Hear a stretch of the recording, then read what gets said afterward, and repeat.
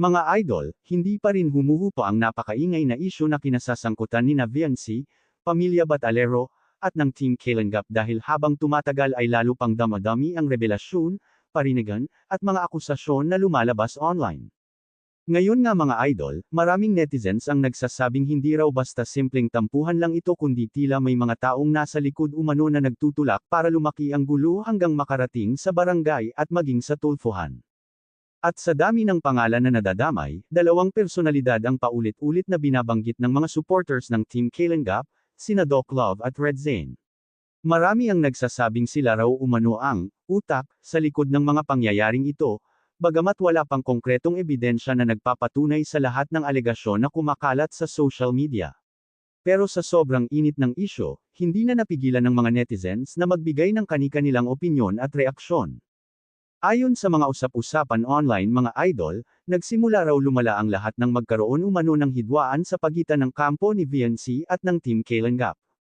Ang mas matindi pa rito, nadamay na sina Kuya Val, Idol Eds, at maging si Calingap Rob sa mga paratang na talagang ikinagulat ng maraming supporters. May ilan kasing nagsasabing umabot pa umano sa puntong may mga mabibigat na salitang ibinato laban sa kanila, dahilan para mas lalong mag-init ang sitwasyon. Siyempre mga idol, kapag ganitong klaseng isyu ang pinag-uusapan, mabilis talagang kumalat ang emosyon online. Yung iba galit na galit at todo depensa sa Team Calingap, habang ang iba naman ay naniniwalang may dahilan kung bakit umabot sa ganitong punto si Viancy at ang kanyang pamilya. Pero para sa maraming solid supporters ng Calingap, hindi nila matanggap na ang mga taong dati raw ay tinulungan at sinuportahan ay ngayon tila sila pa ang lumalaban sa grupo. Marami tuloy ang nagtatanong kung ano ba talaga ang nangyari sa likod ng kamera at bakit biglang nagkaroon ng matinding pagbabago sa relasyon ng magkabilang panig.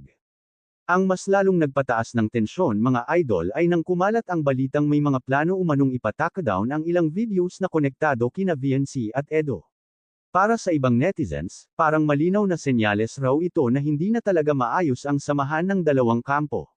Pero para naman sa iba, baka masyado lang nadadala sa emosyon ng bawat isa kaya lumalaki ang issue imbes na maresolba ng maayos. Ngayon mga idol, isa sa mga pinakamatinding usapin ay ang umano'y pagpapatawag sa barangay kay Kuya Val. Maraming netizens ang nagulat dito dahil para sa kanila, hindi nila inakalang aabot sa ganitong antas ang alitan. Ang mas lalong pinag-usapan online ay ang balitang hindi umano samipot sina Kuya Val at Edo sa kampo ni Viancy, dahilan para mas dumami pa ang haka-haka ng publiko. Yung iba sinasabing baka gusto na lang umiwas sa gulo, habang ang iba naman ay may sariling interpretasyon sa pangyayari. Pero sa totoo lang mga idol, habang wala pang malinaw na opisyal na pahayag mula sa lahat ng sangkot, mahirap talagang malaman ang buong katotohanan. Kaya marami rin ang nananawagan na sana ay huwag agad maniwala sa lahat ng nababasa online dahil posibleng may kulang o nadagdag na detalye habang ipinapasa-pasa sa social media. Samantala, lalong umugang ang isyu ng may mga kumalat na pahayag umano mula kay Nanay Hansel.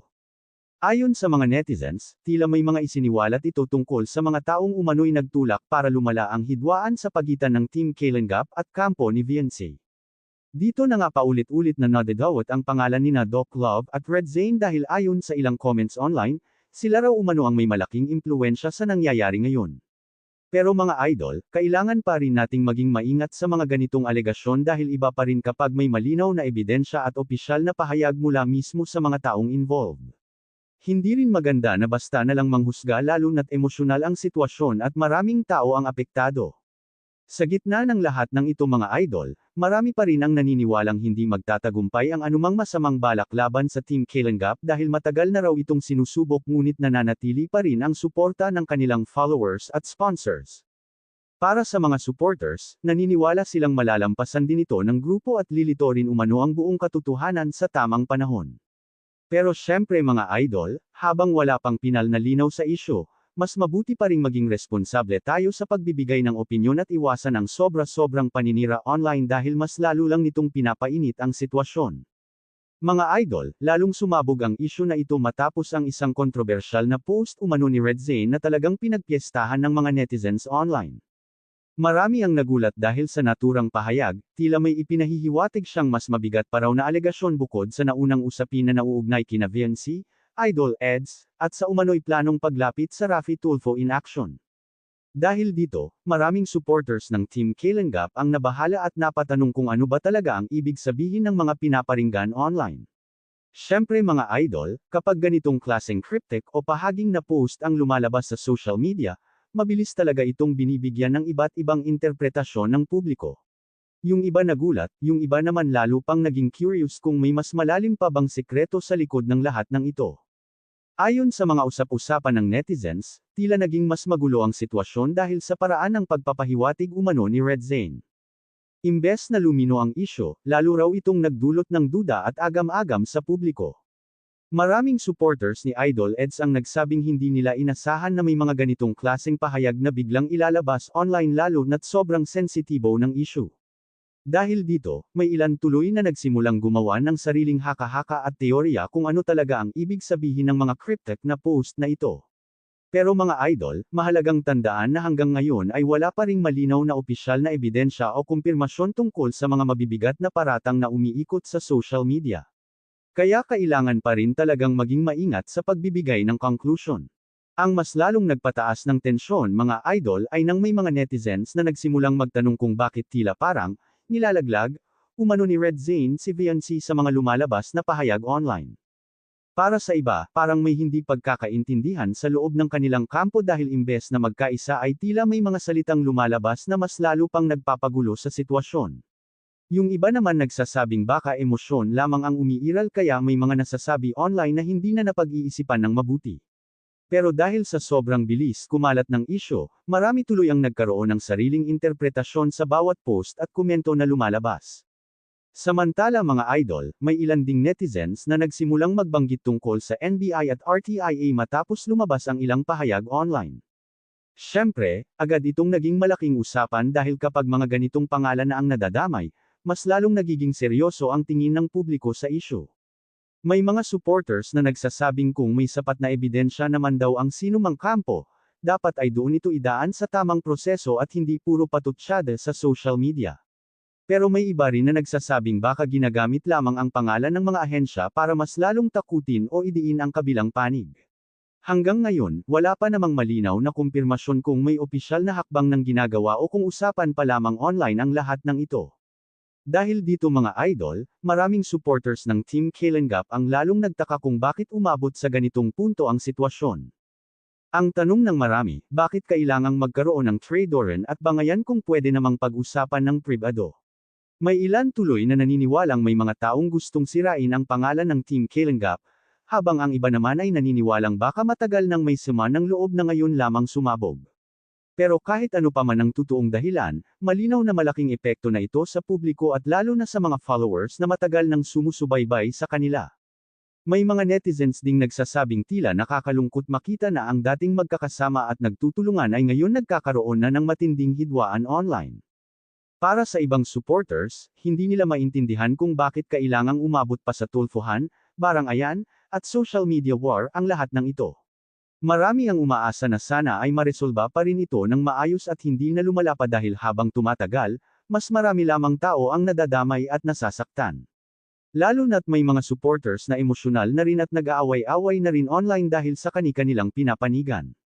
Ngayon mga idol, habang patuloy na umiinit ang isyu, mas lalong tumitindi ang panawagan ng ilang netizens na sana ay ilabas na ang buong katotohanan kung mayroon mang dapat linawin. Para sa iba, mas mabuti raw kung magsalita ng direkta ang mga taong involved kaysa puro cryptic posts at parinigan sa social media. Dahil sa totoo lang mga idol, habang walang malinaw na paliwanag, mas lalong dumarami ang haka-haka at maling interpretasyon na posibleng makasira sa lahat ng panig. Kaya marami pa rin ang umaasa na darating ang panahon na magkakaroon ng maayos na pag-uusap at lilinudin ang lahat ng kontrobersyang ito. Sa huli mga idol, habang patuloy na umiinit ang isyu na ito, mas lalong maraming netizens ang naghihintay kung ano pa ba talaga ang buong katotohanan sa likod ng lahat ng paratang, cryptic posts, at revelasyon na lumalabas online. Habang ang iba ay naniniwalang may malaking pagsulsul umano na nangyari laban sa Team Kalinga, may ilan din naman na nananawagan na sana ay huwag agad humusga hanggat wala pang malinaw na ebidensya at opisyal na pahayag mula sa lahat ng panig. Dahil sa totoo lang mga idol, habang puro parinigan at emosyon ang nangingibabaw sa social media, mas lalong lumalala ang sitwasyon at nadadamay maging ang mga supporters. Marami rin ang nalulungkot dahil ang dating magkakasama at nagtutulungan ay ngayon parang magkakalaban na sa publiko. Yung ibang supporters ni Idol Eds, Kuya Val, at Kailan Gaprab ay hindi maitago ang kanilang pagkadismaya dahil pakiramdam nila ay tila pinagtulungan umano ang Team Kailan Gap. Samantala, may ilan ding netizens na gusto lamang marinig ang buong kwento mula sa lahat ng kampo bago sila magbigay ng final judgment. Kaya habang wala pang malinaw na resulta o aksyon mula sa mga kinauukulan, mas mabuti pa ring pairalin ang respeto at pagiging responsable sa social media. At tungkol naman kina Doc Love at Red Zane, marami talaga ang nagtatanong kung ano ba ang tunay nilang intensyon at bakit umabot sa ganito kalaki ang issue. May mga naniniwala na may malalim na dahilan sa likod ng lahat, habang ang iba naman ay naniniwalang baka dala lang ito ng emosyon, sama ng loob, at hindi pagkakaunawaan. Pero anuman ang katotohanan mga idol, isang bagay ang malinaw, sobrang laki na ng epekto ng issue na ito sa publiko at sa mga taong matagal nang sumusubaybay sa Team Kailan Gap. Kaya kayo mga idol, ano masasabi ninyo sa mga revelasyon at paratang na patuloy na lumalabas online? Sa tingin ninyo ba ay may mga taong nagtutulak lang para masira ang pangalan ng Team Kailan Gap? O mayroon talagang mas malalim na kwento sa likod ng lahat ng ito? Comment down below mga idol at huwag kalimutang mag-like, share, at subscribe para updated kayo sa mga susunod nating maiinit na reaction videos at balita online.